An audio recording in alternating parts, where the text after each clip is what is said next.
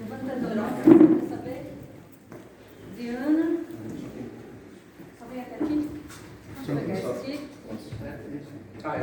Vê se ele está funcionando, por favor. Tá funcionando. Dá para falar. Quem foi primeiro? Eu acho que foi aqui. Vou fazer uma pergunta. Será que vai ter que ser ele para começar? Dom Poxa, Luiz, então a palestra estava boa, porque eu respondi todas as perguntas. Eu peço que as perguntas sejam assim, Tá bom. breves, não? tá bom. Dom Luiz Franklin aqui. Como é que vai? Obrigado primeiro pela aula de história. Obrigado. Muito bom. Eu queria só saber a opinião do senhor sobre uma referência que nós brasileiros sempre fazemos em momentos de crise. Ou seja, a referência do Exército Brasileiro como instituição protetora, estabilizadora e que coloca as coisas em ordem. Qual a opinião do senhor sobre isso? Não, o Exército foi fundamental no início do Brasil, para tornar o Brasil independente. Precisou ter um exército, existia já uma visão de exército independente, exército nacional, a força nacional, e ela constitucionalmente estava mais alinhada na Constituição de 1824, porque ali, de fato, você não tinha ali o exército ainda estava se profissionalizando, a marinha já era profissional, mas o exército estava se profissionalizando. Então as forças armadas como um todo, na formação de país e na defensoria do país durante o século XIX, foi fundamental. Durante o século XIX, o Brasil era maior que os Estados Unidos, territorialmente, era maior do que os Estados Unidos. Os Estados Unidos eram as 13 colônias, né, no final do século XVIII, e aí no início do século XIX ele começa a comprar e tomar alguns territórios mais ao centro. Mas ele ainda não era o tamanho que eles foi em decorrência de várias aquisições feitas durante ainda o século XIX. O Brasil não, ele já nasce com aquela unidade, uma defensoria muito bem feita. Então você criou um aspecto de brasilidade muito mais amplo, né? Muito cedo. E isso trouxe o que ao Brasil? Trouxe respeitabilidade. Você podendo defender o Brasil, você tem que ser rico para ter exército. O Brasil já nasce rico para ter capacidade de financiar as suas próprias forças armadas e sua defensoria com a vastidão que existia. Então existia um respeito em função da nossa capacidade de defender aquilo que era nosso. Então é fundamental isso. Quando você não tem isso, aí você tem o quê? Um presidente francês falando, olha, esse território aqui é meu porque vocês não sabem tomar conta. Né? Exatamente, então a função das Forças Armadas é exatamente essa, é constantemente reafirmar que esse território é brasileiro e que aqui manda o povo brasileiro. Essa é que é a função das Forças Armadas, elas são fundamentais. Elas mudaram ao longo do período, não tenha dúvida. No final do Brasil Império, você teve aí alguns que se tornaram revoltosos, mas não eram todos. Alguns eram só do exército, porque a marinha era toda monarquista. Então você tinha só uma facção do exército que era revoltoso. E aí já havia um monte de mentalidade socialista naquele momento. Lembrando que o Manifesto Comunista foi em 1850. Então, 1889 são quase 40 anos aí de socialismo sendo vendido aí, e as ideias já navegavam livremente, né? E depois, mais tarde, logo no início do século XX, teve a revolta tenentista, se eu não me engano. Então você já tinha aí uma visão de insurreição dentro do exército. Então ele vai mudando um pouquinho a sua missão. No Estado Novo ele teve outra missão, e talvez uma missão mais interventora, também em 1964, acho que teve uma outra missão, mas acho que constitucionalmente, na minha opinião, o Exército ele precisa defender o povo brasileiro e não o Estado brasileiro. Ele tem que defender o cidadão e a cidadania brasileira. É indireto. Né? Se ele defende o Estado, as instituições do Estado, ele se torna um possível tirano do povo brasileiro. Então a gente precisa refinar isso na Constituição. Não estou muito satisfeito com como é que as Forças Armadas estão colocadas lá. Apesar de que, de jura, né, na verdade, né, ou seja, de facto, ele é já isso que eu estou falando. O Exército já se sente como protetor do cidadão brasileiro. Mas de jura, como está escrito na Constituição, ele defende o Estado brasileiro. Né? Então, talvez a gente tenha que mexer aí, mas eu estou muito satisfeito que ao menos o debate dentro das forças militares de hoje, a gente está chegando nessa nova visão aí com passos largos. Né? Não chegamos lá ainda, mas vamos chegar. Obrigado. Eu gostaria, por favor, que vocês se identificassem quando fossem fazer a pergunta. Pode ser? Digam o seu nome, por favor. Boa noite, Príncipe. Eu já o conheço da Lesp, tá? Sim. Prazer em revê-lo. Igualmente. Bom, a minha questão é a seguinte: a respeito do Foro de São Paulo, né, ele foi criado para viabilizar o socialismo dentro do país, atrelado à própria OAB, que foi extinta pelo Decreto 11/91, e o presidente Bolsonaro fez uma PL 2426 de 2007, atrelada a 832 de 2019 e mais a PEC 108, que visa extinguir os conselhos de classe. Então, eu gostaria de saber qual é a visão do senhor a respeito dessa extinção, porque a ordem só existe dentro do Brasil. Em Portugal, se uma pessoa se formar em direito lá, ela nem precisa prestar para poder fazer esse exame. E outra coisa, versa sobre o direito em si, o princípio da isonomia, né? Que todos são iguais perante a lei, na exata medida da sua igualdade, e também está ferindo o livre exercício da profissão. E como que o senhor vê essa questão a nível Brasil? Muito obrigada. Obrigado. Bom, você tocou numa ferida, né? Acho que temos que constitucionalmente, a grande pergunta é: por que os constituintes colocaram a OAB lá dentro da Constituição? Porque é uma ordem cívica, ela é uma ordem cívica, assim como os partidos. Os partidos são uma ordem, são da população, são parte da sociedade. Não precisa você criar financiamento público para partido. Acho que isso é errado também, essa visão. A mesma coisa com a visão de sindicatos. Criaram uma visão de que sindicatos também têm que ser financiados obrigatoriamente pelo Estado. Então, você veja que há um acoplamento, há um agradecimento, uma expansão da visão de Estado, que era mais ou menos isso que era a visão de 1988. Lembrando que o Muro de Berlim cai em 1989. Então, a visão até aquele ponto, saindo do regime militar, era, poxa, o regime militar veio para fazer o quê? Para suprimir e para evitar que o comunismo surgisse no Brasil, que o socialismo imperasse no Brasil. Então, quando é um período de democratização, quem é que surge? Os socialistas. Eles vêm, passam a dominar, constituir toda a mentalidade, todo o conceito. E eles engrandeceram essa visão de Estado, incluindo essas ordens cívicas para dentro do modelo de Estado. Coloca dentro da Constituição, dá direitos, dá obrigações, dá uma série de coisas. Então, isso é uma visão errada de como você deveria fazer a Constituição. É exatamente por isso que a Constituição brasileira ela vai criar instabilidades políticas futuras. Porque você tem ordem cívica, você não sabe qual é a lealdade. Qual é a lealdade da Fiesp? A Fiesp está leal aos empresários ou ela está leal ao Estado que paga a Fiesp?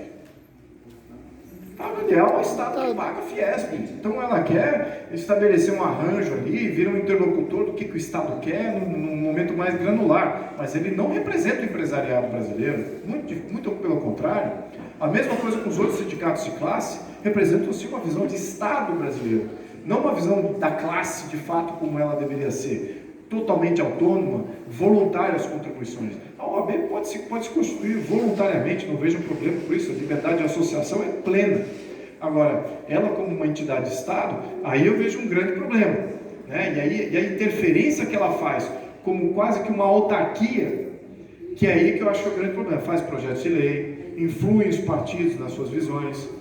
A ideologia também é toda fomentada por aqueles que olham a OAB também como uma função de Estado. Então, você tem aí um problema grave de lealdade, na minha opinião. Tá? A OAB deixa de ser leal à população brasileira, deixa de ser leal ao direito e passa a ser leal aos interesses de agradecimento do Estado. Isso que eu acho que é o maior problema que nós vivemos aqui. E claro, que se você quer estabelecer o Brasil debaixo de um manto de controle e domínio, nada melhor do que o socialismo. O socialismo é predicado sobre controle e domínio. Ele não é predicado em cima de liberdade. Você não consegue estabelecer socialismo dentro de um contexto de liberdade. É por isso que o PSOL é a coisa mais esquizofrênica. Partido Socialista e Liberdade não existe. Você tem que suprimir liberdade para você socializar o que já é da sociedade, por definição. Então está completamente errado é para enganar a trouxa que não pegou ainda os conceitos, vamos dizer assim. Então, no conceito da OAB, eu vejo aí um grande problema. Temos que acabar assim, todas essas leis aí que você mencionou, que o Jair Bolsonaro foi extremamente favorável, também sou favorável a já tive até alguns projetos de lei que colocam em xeque um pouquinho algumas das atividades da OAB. Por exemplo, algo que eu julgo bom senso, né? Você tem que comprovar, todo advogado tem que comprovar que os recursos que é usado para pagar o seu serviço são recursos lícitos. É conforme assim como um auditor. O auditor, ele comprova que seus recursos são lícitos. O cara entrega uma declaração de imposto de renda, fala assim, ó, tá aqui os recursos, estão em conta, são lícitos, estão em conta, certo? Tem ali um CNPJ e tal. Que um advogado faça a mesma coisa, que mostre isso em alguma conta. O único país que não faz isso é o Brasil. Então ele de certa maneira, institucionalizou a advocacia do crime. Veja como está perverso todo esse sistema. Então, tudo que você mencionou aí, eu acho que estamos aqui em simbiose, em total alinhamento. Agora, precisamos cobrar sobre isso. Aspecto muito técnico, vai precisar de muita cobrança. Obrigado aí pela pergunta. Obrigado. Boa noite. Muito obrigada a sua presença aqui no ABC. Eu já tive a oportunidade de receber o meu programa na rádio, na primeira edição do seu livro. Sim. Foi foi um prazer imenso em recebê-lo. E naquele momento, nós não tínhamos a noção, nem bola de cristal, para entender qual seria o seu futuro imediato, que é hoje. Infelizmente, a situação, principalmente do Congresso, ela está confusa para todos nós que aguardávamos mudanças. E sabíamos que as mudanças não chegariam na velocidade, mesmo porque nem todos os deputados que estão na Assembleia têm a sua capacidade. Se todos tivessem, nós não estaríamos vivendo esses 8 meses aqui desse início de governo. Agora, qual é seria a expectativa, a implosão sobre isso, assim, você chamou a ferida agora, né?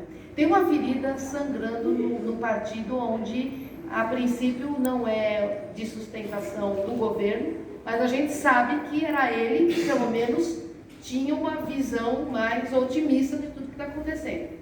O que a gente pode esperar dessa sua visão liberal, que entende todas as necessidades das reformas do Estado brasileiro? Certamente a sua carreira na política será vitoriosa, porque nós contamos que a sua passagem por ela nos dê essa oportunidade de melhorar a capacidade dos nossos representantes. Mas de que maneira o senhor dorme com esses twitters todos que a gente tem vivenciado?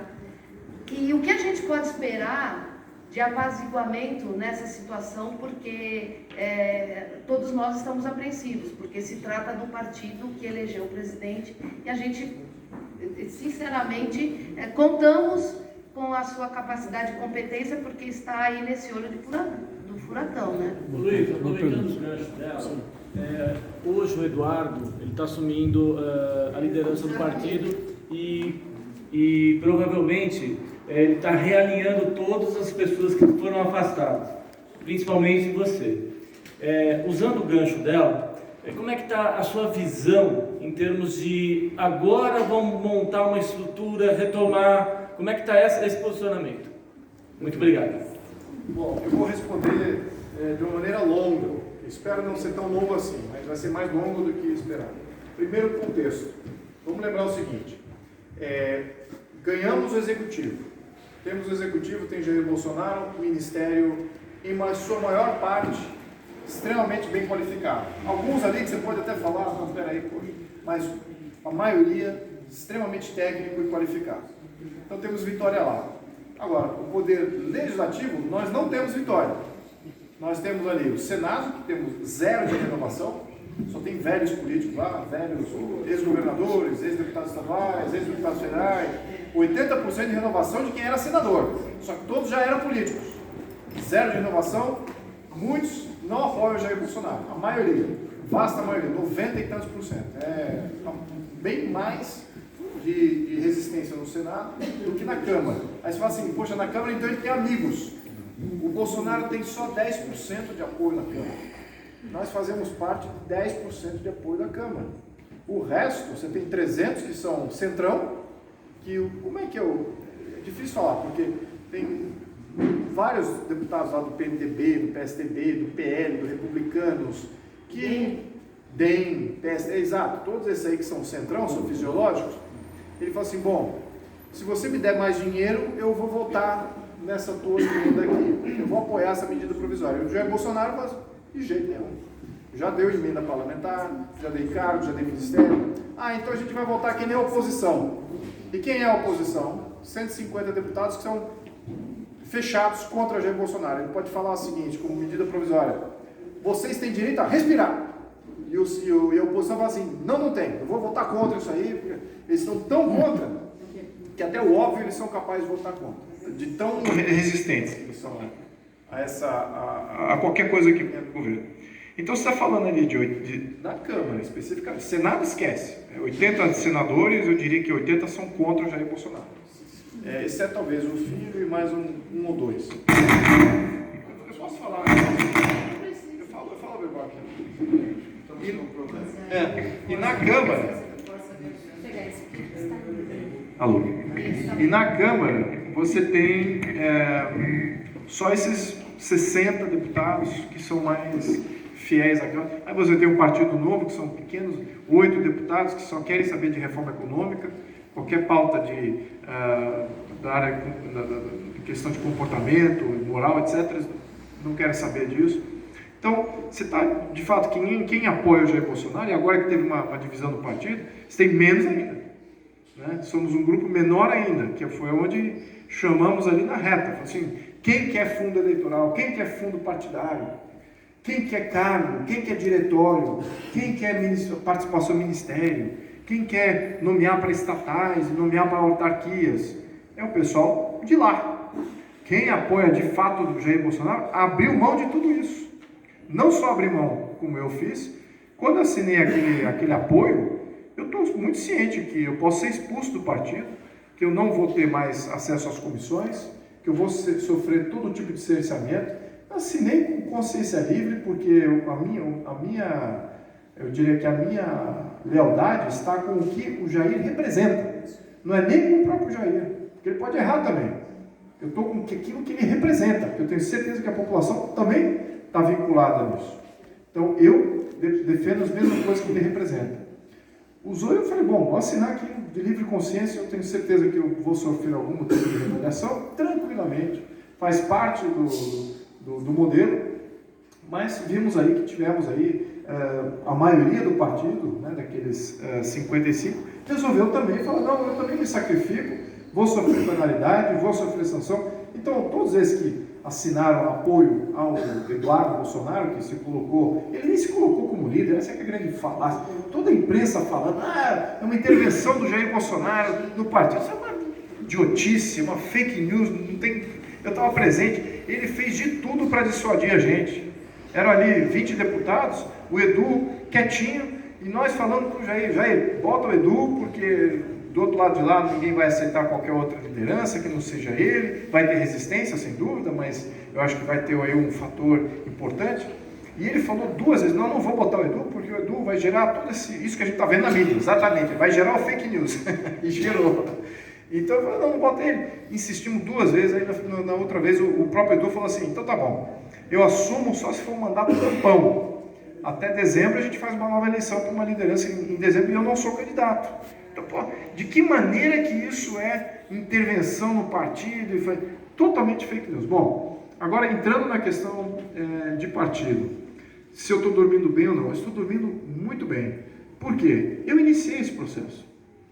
Vamos olhar para trás. Como é que a gente chegou aqui? Em novembro de 2018, eu já falava, eu já mandei algumas mensagens para o Bivar, que é o presidente. Falei assim, Bivar, a gente precisa conversar do estatuto do partido. Quero rever, eu estou lendo aqui o estatuto, não está legal. Depois, em março, eu submeti o estatuto, peguei todo o período de novembro até fevereiro, quando eu tomei posse, e refiz um estatuto junto com outro ativista, né, que é um advogado que eu respeito bastante. A gente pegou todo o estatuto e falou assim, pô, vamos fazer disso um partido que a gente teria orgulho de estar dentro, que seria representativo daquilo que a sociedade quer, com transparência, com fazer ofício para qualquer decisão interna, totalmente eu diria que em linha com aquilo que a gente almeja ver de um partido brasileiro desse momento do século XXI.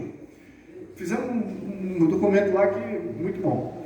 Submetemos ao Bivar e falou assim, poxa, obrigado, nossos advogados vão dar uma olhada. Passa o tempo, nada. Depois eu fico sabendo, através dos advogados, do partido, que ele odiou o estatuto, falou que não quer nem botar para debate, não quer nem falar em fazer novo estatuto. Então tá bom, falei, bom, fazer o quê? Aí eu assumi, junto com o Edu, a estadual, a executiva estadual aqui de São Paulo. Bom, aí falei, ao menos o estatuto para São Paulo, a gente tem aqui uma jurisdição, vamos fazer um novo estatutinho aqui.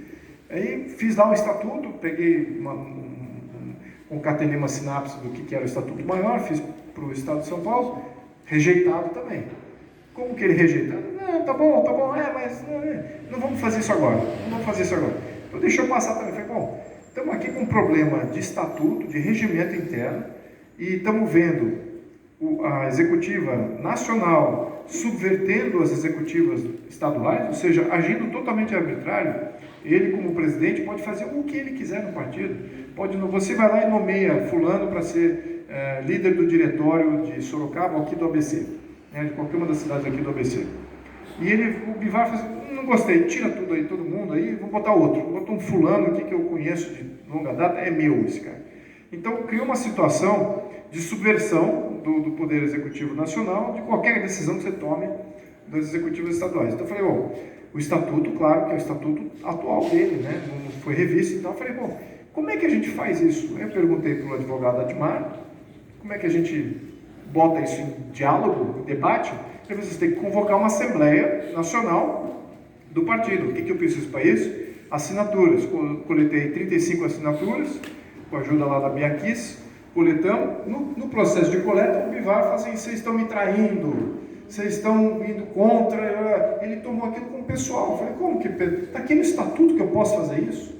Eu posso conclamar aqui, temos 35, mais a maioria, eu como deputado, com a maioria dos deputados assinando, eu posso chamar uma executiva. Está no seu próprio estatuto. Como é que eu estou traindo você pessoalmente? Veja como é que a pessoa olha que é o partido. E ele não sabia quando o Bolsonaro foi para o partido? Não, então. E aí haver essa mudança? Não, vou dizer mais. Aí, essa é a minha historinha. Você está vendo a história da minha perspectiva. Só que chegou agora, recentemente, nas últimas 2 semanas, que é aí que gerou esse embate todo. Nas últimas 2 semanas, o Jair Bolsonaro, ele viu tudo isso que eu estava pedindo, ele estava pedindo antes de ter entrado no partido. Ele estava pedindo transparência, ele estava pedindo novo estatuto, estava pedindo compliance, estava pedindo que... E o que foi feito? Nada. Estou falando de 2017, que acho que no final de 2017, ou no início de 2018 que ele entrou, ele já estava pedindo e nada foi feito. Então, quando ele viu que o Bivar ali, criando um alvoroço junto aos deputados, e os deputados estavam querendo exatamente o que ele estava querendo desde o início, aí cruzou os fios. Aí que ele entrou no circuito. E aí ele falou assim, olha, eu se não fizer essas mudanças aqui, eu saio do partido, vejo outro partido. Aí criou todo esse caos aí, grupo de apoio para lá, grupo de apoio para lá, aí começou essa cisão. Então, eu estou muito feliz que o debate está ocorrendo, não é da maneira que eu esperava, mas está ocorrendo, eu estou dormindo tranquilo. Não participo aí do tiroteio, porque de fato acho que ninguém ganha entrando nesse tiroteio público, acho que o partido perde. Mas eu acho que os deputados que se colocaram aí como defensores daquilo que é certo, ganham muito. Ganham muito porque são boas coisas que eles estão sacrificando mesmo. Todos ali perderam, eu também perdi a comissão, na hora, assim, na primeira semana, você não está mais na comissão, nem precisa vir mais. Não, então, mas voltou. Não, voltou, então... Para mim, eu tive sorte porque foi uma comissão específica, mas era uma comissão importante para mim, porque eu tinha lá a subcomissão de reforma política. Não, mas voltou. Então, se eu não tivesse, se eu fosse tirado ali por mais 2 semanas, aí esquece, eles iam colocar gente do lado lá. Até quando vocês ficam no partido, não abrem mão de mudar aquilo que para eles também foi favorável? Olha, eu acho que quem vai ficar é visão diferente de eleitoral. Por exemplo, tem uma divisão muito grande aqui, agora eu vou falar, dando até razão para o outro lado. Existem realidades eleitorais distintas no Brasil. Você tem o Norte e Nordeste, que é completamente não é completamente, mas em boa parte, dominado pelo centrão e oposição. O centrão e oposição, como é que eles fazem eleição? Eles compram votos. Eles têm emendas parlamentares, eles têm fundo eleitoral, gastam com ampla liberdade esse fundo, tem cabos eleitorais profissionais que ficam ali em dinheiro de partido. Todo mês eles recebem salário para não fazer nada, esperando uma eleição. Esse ano é eleitoral? Não tem. Então, o que eu vou fazer? Cabo eleitoral, ficou recebendo até o ano eleitoral. No ano eleitoral eles trabalham. Aí eles já começam, 6 meses, um ano antes, eles começam a trabalhar, fazer o nome de listas, etc. Então são cabos eleitorais profissionais, prefeitos que dependem desse repasse. Então é uma maneira de comprar voto, com dinheiro público. Esse é o modelo do Norte e Nordeste. Então você fica imaginando que você é um partido de direita, conservadora liberal, que não usa fundo partidário, que não tem fundo eleitoral. Qual o seu cacife? Qual a sua munição contra alguém do PP ou alguém do PMDB que fez lá, trouxe estrada, trouxe escola, trouxe dinheiro para os cabos eleitorais? Como é que você vai competir com um candidato dessa laia? Vamos botar laia aqui porque a gente está no Sudeste. Se eu estivesse lá no Norte, eu fazia dessa qualidade, né? dessa laia. Mas aqui talvez você também tem. Pois então, claro, aí você tem uma dinâmica eleitoral muito complexa lá. E eu não duvido, assim, desses deputados que falaram, não, eu quero fundo partidário, eu quero fundo eleitoral, eu preciso das emendas parlamentares, eu preciso nomear para cargos, eles querem tudo isso. Incrível que pareça. São bem abertamente isso. Agora, eles vão votar em esquerda, vão votar para PT, vão votar... Não vão. Eles vão votar conforme a direita. Agora, eles fazem a velha política, eles não vão mudar o Brasil. Isso é certo. Eles não vão mudar o Brasil. O nosso lado, que é o lado que está dando apoio ao Jair Bolsonaro, está entrando com essa missão de cara e coragem mesmo. Se eu participar em algum outro ciclo eleitoral, vai ser como eu fiz nessa primeira. Sem nenhum recurso de partido, sem nenhum recurso público, absolutamente cara e coragem, vamos lá, vamos fazer palestras como essa, engajar os ativistas diretamente, e vocês aí convencidos, vão falar, poxa, que legal, vou votar nessa pessoa. Não tem outra maneira, tá? O que eu estou fazendo aqui seria o modelo. Será que não seria útil, uma vez que eles usam esses recursos, as pessoas que são da direita também usarem para criar inicialmente as pessoas que consigam colocar voz ou dar voz à perspectiva liberal, e aí futuramente a gente chega a um momento que não é necessário mais usar, mas nesse princípio usar armas também. Se eles vêm com um canhão, eu não posso ir com arma com flecha, não é verdade? Vamos debater junto. É um debate legítimo, porque mesmo em sul-sudeste, em áreas do centro-oeste, é legítimo esse debate. Eu acho que em função da gente não ter debatido, isso é função da liderança de partido, aí que é o outro problema. A liderança de partido, eu falei isso dentro do grupo lá. Eu falei, vocês não estão debatendo a coisa certa. Vocês não estão levando a debate como um partido que é nacional, com diferentes realidades eleitorais, vai abordar a eleição no seu rincão, porque são realidades eleitorais diferentes. Até mesmo em São Paulo pode ter algum rincão ali que o cara sem recurso, não vai quebrar e vai acabar ganhando outro que usa o recurso e tal, etc, etc. Então é muito compreensível isso.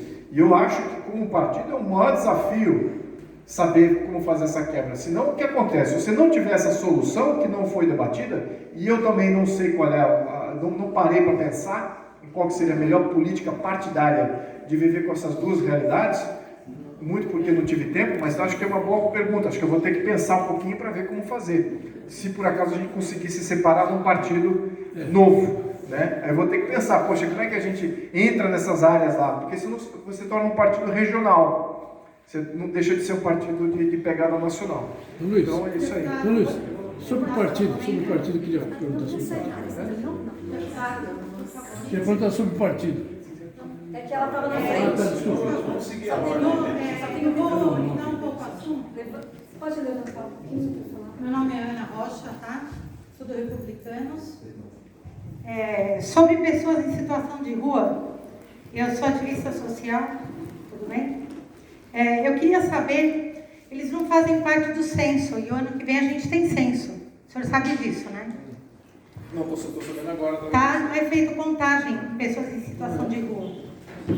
E eu queria saber se o senhor pode, se a gente pode fazer alguma coisa para isso, para que eles sejam, fazer a contagem dessas pessoas, porque muita gente não sabe que eles não fazem parte da sociedade, porque eles vivem uma situação de rua, né? Então, assim, eu tenho um trabalho dentro de um hospital e a gente cuida desses pacientes. Então, a sociedade, principalmente aqui em São Caetano, que não existe comunidade, né? A gente vive uma vida meio que uma sociedade paralela, né? Mundo da fantasia. Eu tenho uma filha que é assistente social, então eu acho que a gente deveria repensar os conceitos. O senhor é um príncipe, entre aspas, né? Eu sei que é completamente diferente, a gente está tendo uma outra visão agora, né? E eu queria saber o que você pensa sobre isso. Se você já tem alguma coisa e o que se pode ser feito, porque assim, se você não conta, você não sabe quem passa a necessidade. É uma outra realidade, entendeu? Tá? Obrigada. Olha, se você tiver algum projeto de lei, alguma ideia de projeto de lei, algum documento que eu possa usar como justificativa para que haja um foco específico do IBGE, o IBGE é do Poder Executivo. Eu sou competência legislativa. Eu não tenho como falar para o IBGE, falar assim, tá aqui a nova lei, você vai fazer isso aqui. Posso fazer uma indicação. Posso assim, olha, IBGE, faça isso. E aí eles podem acatar ou não, mas aquilo torna-se público. Então, se você tem algum projeto já com uma justificativa... Ótimo, mas... Senão nós vamos ficar mais 10 anos. Sim, mas eu acho uma ótima ideia, porque é um dado válido e lembrando, se você não tem esses dados, você também passa a não começar, não é só valorizar... Você não vai cuidar dessas pessoas. Exatamente, você também não consegue medir o seu impacto de benefício social ou o reverso, né? Se você está indo bem ou mal. Mas estou totalmente aberto a um projeto, se tiver aí. Não tenho nada específico. A minha missão específica, só para você entender, são 3. Reforma política, reforma econômica e relações exteriores. Essas são as 3 coisas que são os pilares do meu mandato. Tá? Mas isso aí, tranquilamente, se eu vendo qualquer projeto, de qualquer natureza, facilitando para mim a vida, eu posso agir como um agente ali para submeter como indicação. Absolutamente. Obrigado. Deixa eu só pegar a pergunta ali. Obrigado. Desculpa, a gente está com o microfone e eu peço que vocês sejam breves nas perguntas para a gente agilizar aqui o debate, tá bom? Obrigada. E não esqueçam de falar seus nomes, tá bom, no início? Vou ser bem conciso.